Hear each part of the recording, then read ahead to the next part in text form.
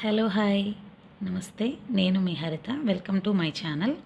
ఈరోజు మనం మరొక healthy and nutritious food plate అయితే చూసేద్దాము.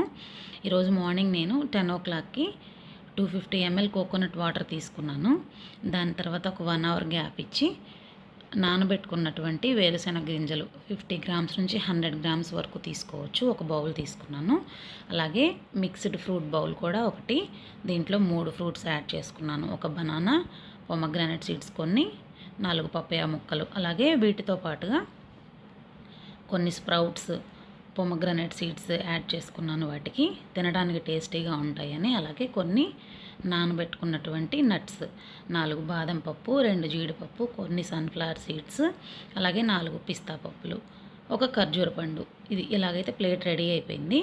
ఈరోజు ప్లేట్లో మీకు ఒక సర్ప్రైజ్ ఉంది. అదేంటో చూడండి. సర్ప్రైజ్ ఏం లేదండి. బాయిల్డ్ ఐటమ్ అనేది ఒక్కటి కూడా లేదు. ఉడికించిన పదార్థం ఒక్కటి కూడా లేదు. టోటల్ రా ఫుడ్తో ప్రిపేర్ చేశాను ఫుడ్ ప్లేట్. ఇది చాలా హెల్దీ. అలాగే మనకి అన్ని న్యూట్రియంట్స్ కూడా బాడీకి సఫిషియెంట్గా దొరుకుతాయి. అలాగే కార్బోహైడ్రేట్ ఏమన్నా తక్కువైంది అనిపిస్తే మనం నెక్స్ట్ మీల్లో మనము కార్బోహైడ్రేట్ యాడ్ చేసుకోవచ్చు. జొన్న అన్నం కానీ, అలాగే మిల్లెట్స్ రైస్ కానీ అట్లా తీసుకుంటే సరిపోతుంది కర్రీతో.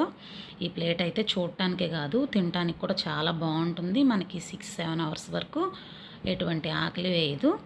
నేను ఈ ప్లేట్ 11 o'clockకి తీసుకున్న తర్వాత 5 to 6 మధ్యలో ఈవినింగ్ సెకండ్ మీల్లో జొన్న అన్నము, అలాగే కొంచెం పెరుగు, ఒక పచ్చిమిర్చితో కలిపి తినేసాను.